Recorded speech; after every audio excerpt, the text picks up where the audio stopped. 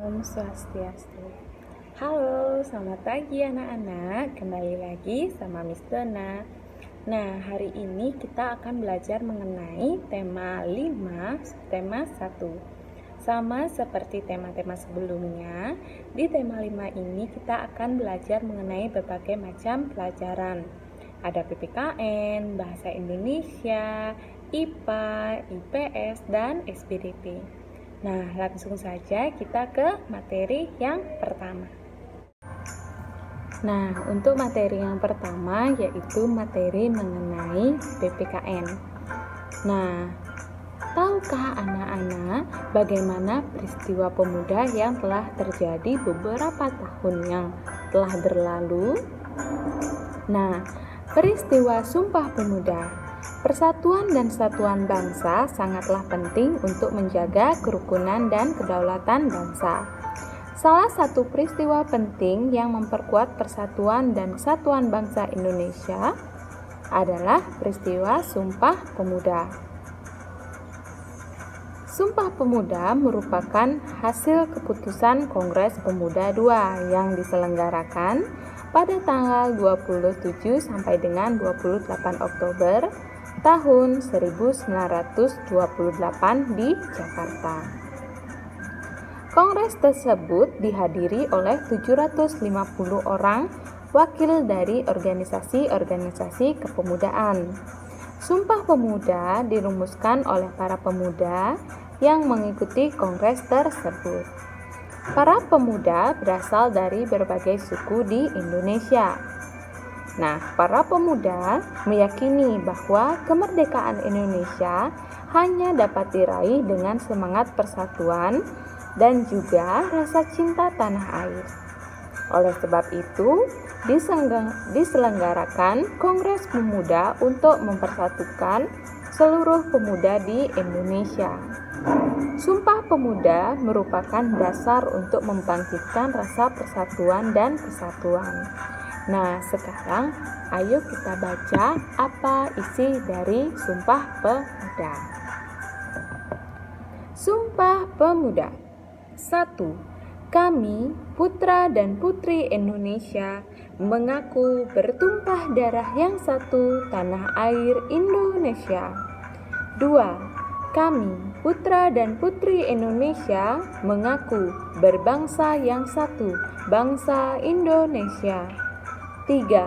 Kami, putra dan putri Indonesia, menjunjung bahasa persatuan bahasa Indonesia. Nah, itu dia isi dari Sumpah Pemuda. Nah, anak-anak bisa lihat di slide, ini adalah 13 tokoh Sumpah Pemuda pada tahun 1928 yang berasal dari berbagai suku, agama, ras untuk satu Indonesia. Belajar mengenai peristiwa Sumpah Pemuda. Nah, sekarang kita akan belajar materi yang selanjutnya. Nah, materi yang selanjutnya anak-anak bisa lihat di sana ada 3 tokoh di mana mereka merupakan pendiri dari Partai Indische Party, di mana terdapat Tripto Mangunkusumo, Dewes Dekker, dan Ki Hajar Dewantara. Nah, sebelum peristiwa Sumpah Pemuda, semangat persatuan bangsa Indonesia sudah terwujud melalui munculnya organisasi-organisasi nasional. Salah satunya adalah Indische Party. Nah, di mana partai ini merupakan partai politik pertama di Indonesia yang didirikan oleh Dewes Dekker, Tripto Mangunkusumo, dan Ki Hajar Dewantara di Bandung pada tanggal 25 Desember 1912. Nah, partai ini berani mengkritik pemerintahan Belanda dan menuntut kemerdekaan Indonesia.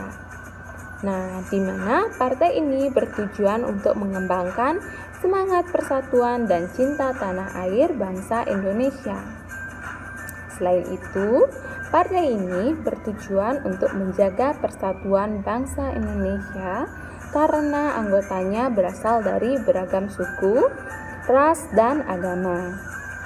Partai ini merupakan salah satu upaya bangsa Indonesia untuk mempertahankan persatuan dan kesatuan. Mereka bersatu mengusir penjajah untuk meraih kemerdekaan. Upaya untuk mempertahankan persatuan dan kesatuan bangsa Indonesia harus terus dilakukan sampai sekarang. Selain melalui organisasi, upaya mempertahankan persatuan dan kesatuan juga harus diterapkan dalam keseharian. Berikut beberapa cara mempertahankan persatuan dan kesatuan, di mana 1. Saling menghormati dan menghargai. 2. Menghargai hak dan kewajiban antar anggota masyarakat. 3. Bergotong royong melakukan berbagai kegiatan. Yang keempat, memiliki sikap peduli terhadap lingkungan sekitar. Yang kelima, menghargai pendapat orang lain saat bermusyawarah. Yang keenam, menolong tetangga yang mengalami musibah. Dan yang terakhir adalah memiliki rasa toleransi antar sesama. Nah, itu dia tadi berbagai upaya yang dapat dilakukan untuk mempertahankan persatuan dan kesatuan bangsa Indonesia. Nah, selain itu, kita akan mempelajari mengenai usaha mempertahankan Negara Kesatuan Republik Indonesia atau NKRI. Nah, anak-anak di sana bisa memperhatikan, di sana ada peta dari wilayah NKRI dari Sabang sampai dengan Merauke. Nah, negara Indonesia sering disebut juga Negara Kesatuan Republik Indonesia atau NKRI, di mana negara kesatuan adalah negara berdaulat yang merupakan satu kesatuan. Dalam negara kesatuan, pemerintah pusat memegang kekuasaan tertinggi, sedangkan pemerintah daerah hanya menjalankan kekuasaan tertentu yang diberikan oleh pemerintah pusat. Nah, sebutan NKRI adalah berdasarkan Undang-Undang Dasar atau UUD tahun 1945. Nah, pasal 1 ayat 1 yang berbunyi, negara Indonesia ialah negara kesatuan yang berbentuk republik. Lebih lanjut lagi, Undang-Undang Dasar 1945 pasal 18 ayat 1 menjelaskan bahwa Negara Kesatuan Republik Indonesia dibagi atas daerah-daerah, provinsi, dan daerah provinsi yang dibagi atas kabupaten dan kota, yang tiap-tiap provinsi, kabupaten, dan kota itu mempunyai pemerintah daerah yang diatur dengan undang-undang. Nah, persatuan dan kesatuan NKRI merupakan modal penting dalam pembangunan bangsa. Tanpa adanya persatuan dan kesatuan, bangsa kita tidak akan mudah terpecah belah. Upaya mempersatukan NKRI merupakan tugas kita bersama sebagai warga negara. Salah satu cara yang dapat kita lakukan untuk mempersatukan NKRI adalah berpartisipasi dalam upaya menjaga keutuhan wilayah dan bangsa Indonesia. Berpartisipasi artinya turut serta atau terlibat dalam kegiatan-kegiatan yang dapat menjaga keutuhan wilayah dan bangsa Indonesia. Misalnya, ikut serta dalam peringatan Hari Kemerdekaan Indonesia, ikut serta dalam organisasi masyarakat, mengikuti upacara bendera, serta ikut serta dalam kegiatan gotong royong di masyarakat. Upaya mempertahankan bangsa perlu dilakukan secara terus-menerus dan berkesinambungan oleh seluruh lapisan masyarakat. Dengan persatuan, keutuhan bangsa dapat tetap terjaga. Nah, itu dia materi PPKN. Sekarang kita akan lanjutkan ke materi bahasa Indonesia. Nah, untuk materi bahasa Indonesia, kali ini kita akan belajar mengenai menjelaskan informasi penting dalam teks non-fiksi. Nah, anak-anak bisa buka bukunya pada halaman 73. Nah, teks non-fiksi adalah teks yang berisi informasi berdasarkan fakta atau kenyataan. Nah, contohnya, teks non-fiksi dapat kita temukan dalam artikel, surat kabar, atau majalah. Contoh dari teks non-fiksi antara lain adalah esai, jurnal tentang sejarah atau ilmiah, biografi, serta karya sastra. Dalam teks non-fiksi, informasi-informasi yang disajikan tentunya memiliki keterkaitan satu sama lain secara berurutan sesuai kenyataan yang ada. Informasi-informasi tersebut disusun hingga menjadi sebuah paragraf yang padu. Setelah itu, paragraf-paragraf digabungkan hingga menjadi sebuah teks non-fiksi. Nah, teks non-fiksi dapat dipahami isinya jika kita dapat menggali informasi teks tersebut. Untuk menggali teks non-fiksi, kita perlu membaca dengan seksama teks tersebut. Langkah selanjutnya adalah dengan menjawab pertanyaan berdasarkan teks yang telah dibaca. Nah, anak-anak bisa perhatikan teks yang ada di halaman 73. Nah, di sana ada bacaan yaitu hewan primata pemakan segala. Coba anak-anak baca. Setelah itu, silakan anak-anak tentukan informasi penting dalam teks tersebut. Nah, yang selanjutnya kita akan belajar menentukan ide pokok dalam teks non-fiksi. Anak-anak bisa buka buku penanya halaman 76. Nah, sebelumnya anak-anak telah mengetahui bahwa teks non-fiksi terdapat informasi tentang suatu kejadian berdasarkan fakta yang disusun ke dalam konsep-konsep teks non-fiksi. Selain dengan menggali informasi, konsep-konsep dari teks non-fiksi sendiri dapat diketahui dengan menentukan ide pokok dari setiap paragraf yang terdapat pada teks non-fiksi.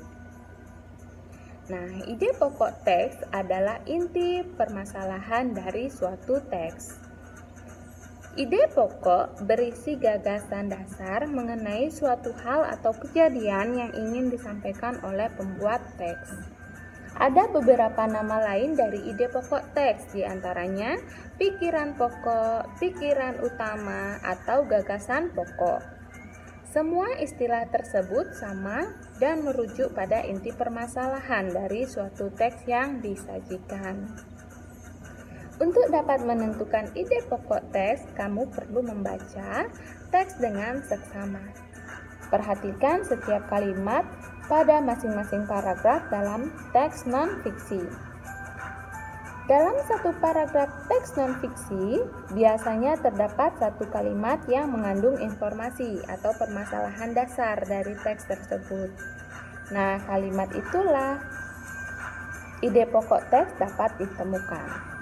Nah, sekarang coba anak-anak perhatikan bacaan yang ada pada halaman 76. Nah, coba anak-anak baca. Ekosistem yang terdapat di bumi dapat dikelompokkan ke dalam beberapa jenis. Berdasarkan cara terbentuknya, ekosistem dapat dibedakan menjadi dua, yaitu ekosistem alam dan ekosistem buatan. Ekosistem alami adalah ekosistem yang terbentuk tanpa adanya campur tangan manusia, misalnya hutan dan laut. Sementara itu, ekosistem buatan adalah ekosistem yang dibuat oleh manusia. Contoh ekosistem buatan yaitu sawah, kolam, dan akuarium. Nah, itu dia bacaan dari halaman 76. Nah, jika anak-anak memperhatikan bacaan tersebut, Anak-anak pasti bisa mengetahui bahwa pada paragraf tersebut kalimat inti terdapat pada kalimat kedua, yaitu berdasarkan cara terbentuknya, ekosistem dapat dibedakan menjadi dua, yaitu ekosistem alami dan ekosistem buatan. Oleh sebab itu, ide pokok dari paragraf dapat ditemukan pada kalimat inti tersebut. Nah, ide pokok dari paragraf tersebut adalah jenis ekosistem berdasarkan cara terbentuknya. Nah, yang selanjutnya, materi bahasa Indonesia yaitu menemukan ide pokok dalam informasi penting yang didengar. Anak-anak bisa buka buku penanya halaman 81. Nah, untuk menemukan ide pokok dalam informasi penting yang didengar, anak-anak coba ingat kembali. Kali ini anak-anak akan mendengarkan teks non-fiksi. Setelah itu, anak-anak diharapkan dapat menemukan ide pokok dan informasi penting dari teks non-fiksi yang telah anak-anak dengarkan. Untuk menemukan ide pokok dan informasi penting, anak-anak dapat memperhatikan hal-hal berikut. Yang pertama, anak-anak mendengarkan teks non-fiksi yang dibacakan dengan seksama. Yang kedua, anak-anak mencatat kata-kata kunci yang terdapat dalam setiap paragrafnya, serta anak-anak menggunakan kata tanya apa, siapa, di mana, kapan, mengapa, dan bagaimana untuk membantu menemukan ide pokok dan informasi penting pada setiap paragraf.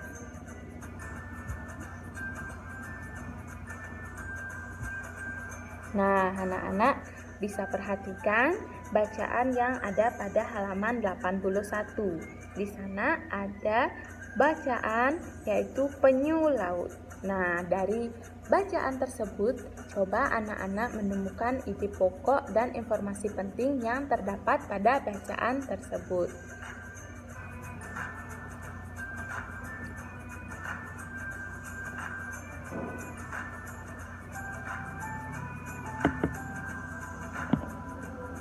Nah, yang selanjutnya kita akan belajar mengenai menguraikan informasi penting dalam bentuk peta pikiran.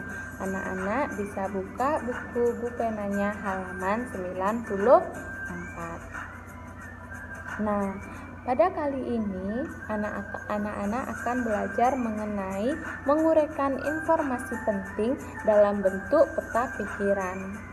Nah, untuk menguraikan atau menjelaskan informasi dari teks non-fiksi, selain disampaikan melalui kalimat dan tabel, informasi dari teks non-fiksi juga dapat disampaikan menggunakan peta pikiran. Peta pikiran merupakan suatu cara mencatat kreatif dan efektif yang disajikan secara ringkas. Peta pikiran biasa disajikan berbagai cabang seperti pohon atau berbentuk cabang. Untuk menguraikan informasi menggunakan peta pikiran, anak-anak perlu menentukan ide pokok setiap paragraf dari teks yang disajikan. Anak-anak juga dapat membuat daftar pertanyaan untuk membantu menemukan informasi dalam teks. Membuat daftar pertanyaan dapat menggunakan kata tanya apa, siapa, di mana, kapan, mengapa, dan bagaimana. Setelah menemukan ide pokok, teks, serta jawaban dari pertanyaan yang diajukan, anak-anak dapat menuliskannya ke dalam suatu peta pikiran. Nah, anak-anak bisa perhatikan bacaan pada halaman 93, yaitu mengenai siklus hidup nyamuk Aedes aegypti dan penyebab demam berdarah. Di sana ada contoh mengenai menguraikan informasi penting ke dalam bentuk peta pikiran. Nah, coba anak-anak isi titik-titik yang berada pada peta tersebut. Nah, yang selanjutnya yaitu mempresentasikan informasi dalam peta pikiran yang telah dibuat. Nah, untuk materi yang selanjutnya, untuk menemukan informasi penting dalam bentuk peta pikiran, anak-anak perlu menentukan ide pokok yang terdapat dalam setiap paragraf. Nah, setelah itu anak-anak dapat menyajikan dalam bentuk peta pikiran. Peta pikiran yang telah anak-anak buat dapat anak-anak jelaskan secara lisan melalui presentasi. Untuk mempresentasikan sebuah informasi dalam peta pikiran yang telah dibuat, anak-anak perlu memperhatikan hal-hal berikut, di mana 1. Sikap tubuh anak-anak yang harus tegap ketika presentasi. Yang kedua, adanya kontak mata dengan pendengar. Ketiga, menggunakan lafalan dan intonasi ketika menjelaskan. Keempat, pemilihan kata yang tepat ketika mengucapkan salam pembuka dan penutup, serta ketika sedang mempresentasikan isi informasi dalam peta pikiran. Nah, itu dia materi mengenai bahasa Indonesia yang sudah dijelaskan. Silakan anak-anak coba lagi menjawab atau mencari berdasarkan teks yang sudah ada di buku anak-anak. Nah, materi yang selanjutnya, Miss akan menjelaskan materi mengenai pelajaran IPA.